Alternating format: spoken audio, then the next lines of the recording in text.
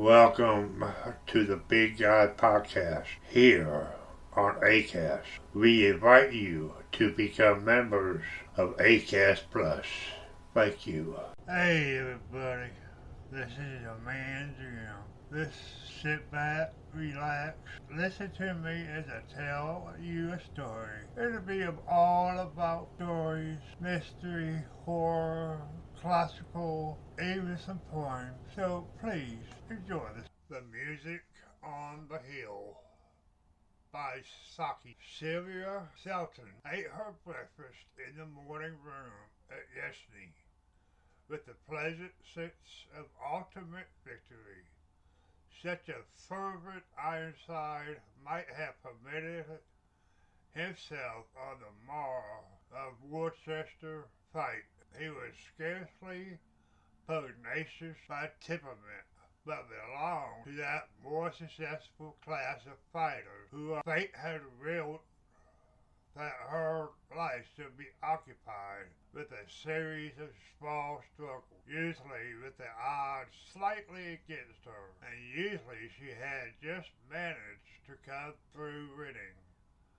And now she felt that she had brought her hardest and certainly her most important struggle to the successful issue, to have married Mortimer Shelton, dead Mortimer, as all his more intimate enemies called him, in the teeth of the cold hostility of his family, and in spite of his unaffected and adroitness to carry through, as his more intimate enemies, in spite of his unaffected indifference to women, was indeed an achievement that had needed some determination and adroitness to carry through. Yesterday she had brought her victory to its concluding stage by wrenching her husband away from town and its group of satellite watering places farm, which was his country house. You will never get Mortimer to go, his mother said corporately, but if he once goes, he'll stay. Yesterday throws almost as much of a spell over him as town does. One can understand what holds him to town, but yesterday, and the Dowager has shrugged her shoulders. There was a somber, almost savage wildness about yesterday that was certainly not like to appeal to town-bred taste, and Sylvia, notwithstanding her name, also accustomed to nothing more than silver, than leafy Kensington. She looked on the country as something excellent and wholesome in its way, which was apt to become troublesome if you encouraged it over much. Distrust of town life, which was apt to become troublesome if you encouraged it over much. Distrust of town life had been a new thing with her, born of her marriage, Mortimer, as she had watched with satisfaction gradual fading of what had closed in on them yesternight. Her willpower and strategy had prevailed. Mortimer would stay. Outside the morning room windows was a triangular slope of turf, with the indulgent might call a lawn, and beyond its low hedge and neglected fuchsia bushes, a steeper slope, heather and bracken dropped down into cavernous combs overgrown with oak and yew. In its wild, open savagery there seemed a stealthy link of the joy of life with the terror of unseen things. Sylvia smiled complacently as she gazed with the school of art appreciation at the landscape. And then, all of a sudden, she almost shuddered. "It is very wild," she said to Mortimer, who had joined her. One could almost think that in such a place the worship of Pan had never quite died out. "The worship of Pan never has died out," said Mortimer. "Other newer gods have drawn aside the votaries from time to time, but he is the nature god to whom all must come back at last. He has been called the father of all the gods, but most of his children have been stillborn." Sylvia was religious in an honest, vaguely devotional kind of way, and did not like to hear her beliefs spoken of as mere old aftergrowths, but it was at least something new and hopeful to hear Dan Mortimer speak with such energy and conviction on any subject. "You don't really believe in pants," she asked critically. "I've been a fool in most things," said Mortimer, "but I'm not such a fool as not to believe in Pan when I'm down here. And if you're wise, you won't disbelieve in him too, boastfully, while you're in his country." It was not till a week later that Sylvia had exhausted the attractions of the woodland walks around Yesney that she ventured on a tour of inspection of the farm buildings. A farmyard suggested in her mind a scene of cheerful bustle, turns and flails, and smiling dairymaids, and teams of horses drinking knee-deep in duck-crowded ponds. As she wandered around the gray buildings of Yes Manor Farm, her first impression was one of the crushing stillness and desolation, as though she had happened on the same lone deserted homestead long given over to owls and cobwebs. Then came a sense of fugitive combs and compasses from behind heavy doors and shuttered windows. Came the restless stamp of hoof or rasp of chain halter, and at times a muffled bellow some stalled beast. From a distant Comer, a shaggy dog, watched her with intent, unfriendly eyes as she drew near it, slipped quietly into its kennel, and slipped out again as noisily as she had passed by. A few hens, questing for food under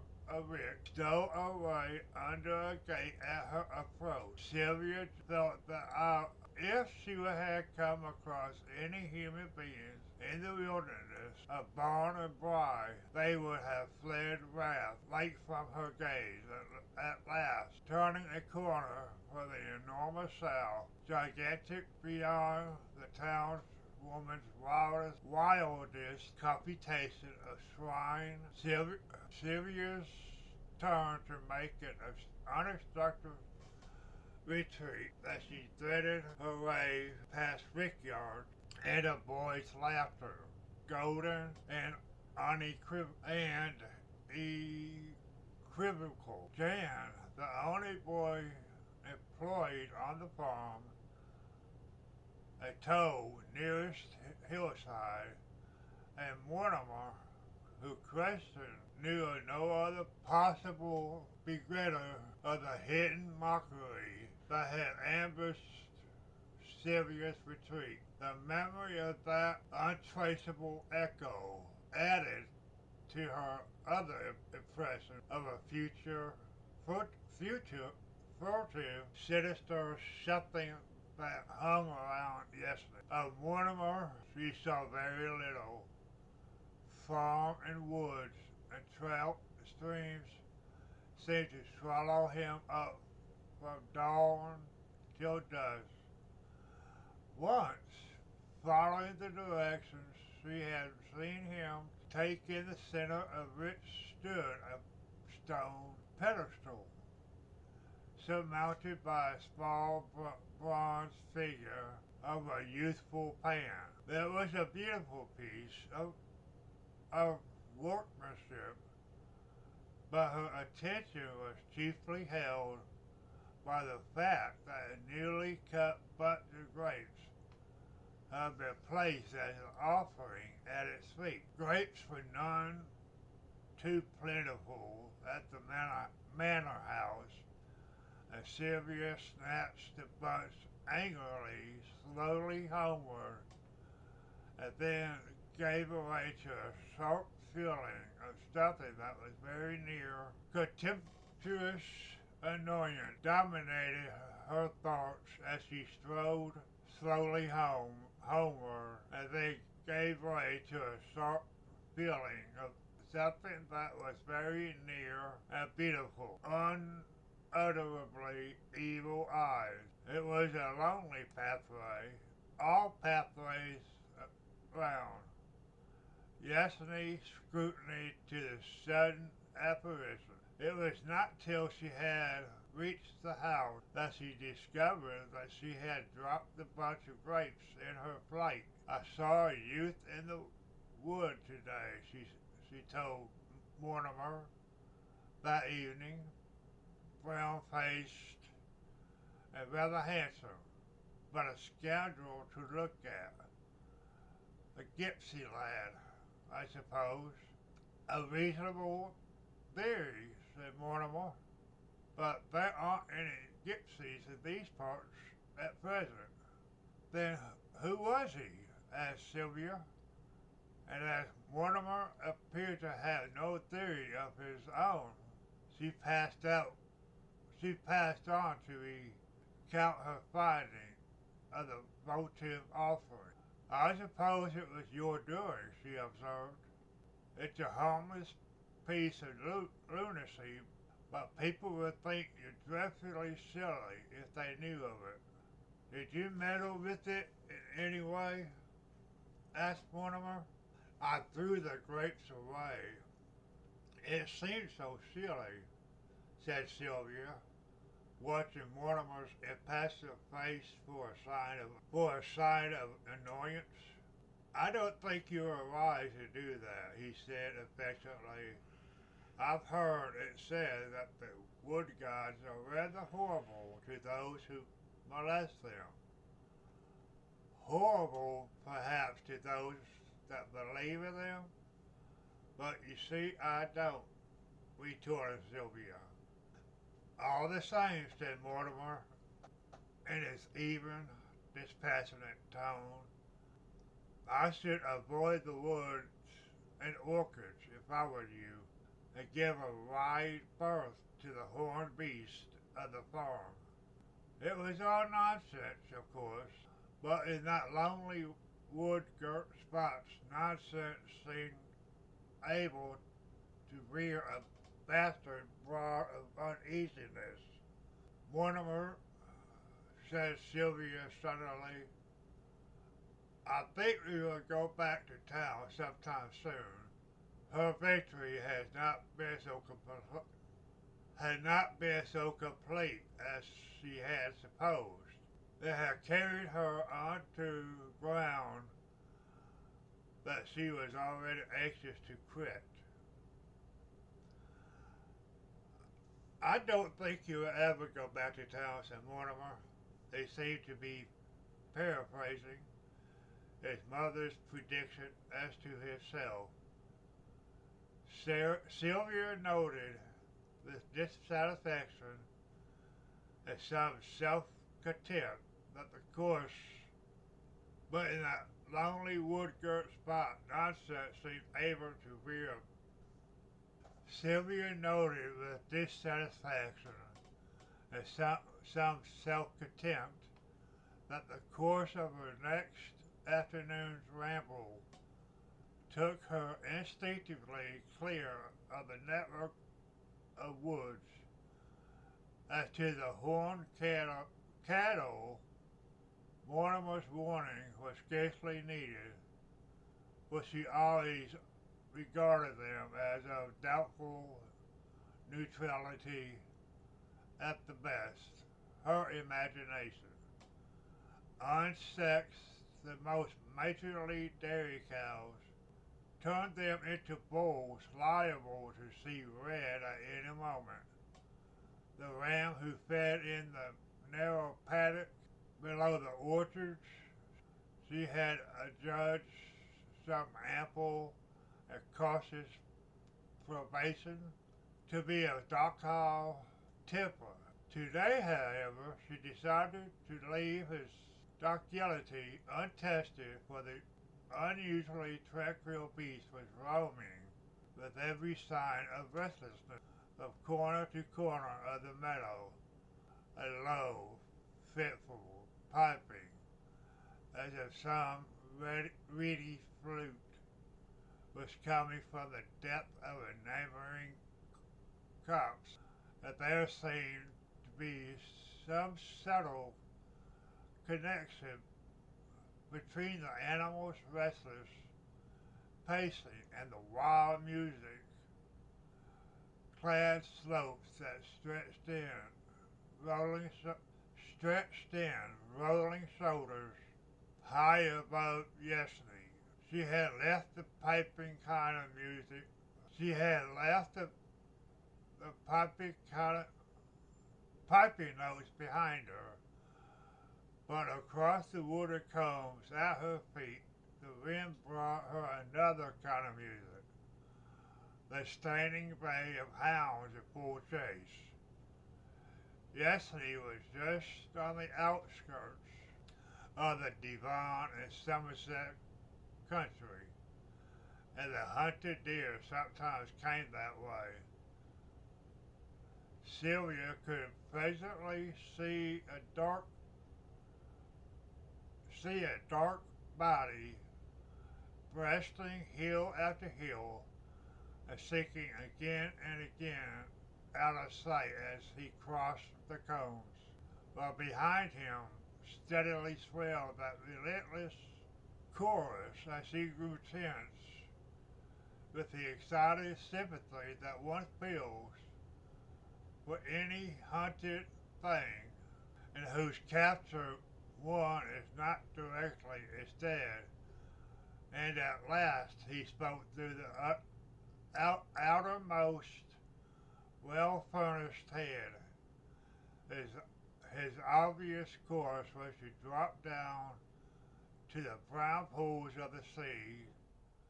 Sylvia's surprise, however, he turned his back to the uplifted slope and came lumbering resolutely onward over the heather. It will be dreadful, she thought. The hounds will put him down under my very eyes. But the music of the pack seemed to have died away for a moment, and in its place she heard again that wild piping, which rose now on the side, now on that, as though urging the failing stag to a final effort. Sylvia stood well aside from his path, half hidden in a thick growth of bushes, and watched him swing stiffly upwards, his flanks dark with sweat, the coarse hair on his neck showing light by contrast. The pipe music shrilled suddenly around her, seeming to come from the bushes at her very feet, and at the same moment the great beast slewed around and bore directly down upon her. In an instant her pity for the hunted animal was changed to wild terror at her own danger. The thick heather roots mocked her scrambling efforts at flight as she looked frantically downward for a glimpse of oncoming hounds. The huge antler spikes were within a few yards of her, and in a flash of numbing fear, she remembered Mortimer's warning to beware of horned beasts on the farm. And then, with a quick throb of joy, she saw that she was not alone. A human figure stood a few paces aside, knee deep in the bushes. "Drive it off!" she shrieked, but the figure made no answering movement. The antlers thrown straight at her breast, the acrid smell of the hunted animal was in her nostrils, but her eyes were filled with the horror of something she saw other than her oncoming death, and in the ears rang the echo of a boy's laughter, golden and equivocal. And that's gonna be it for this story. That was a pretty good story. The title was "The Music on the Hill" by Saki. Saki's the author. Hope y'all have a good one, and I'll see you on the next one. Thank you for taking your time out to give us a listen. And remember, become a member of ACAST Plus. God bless.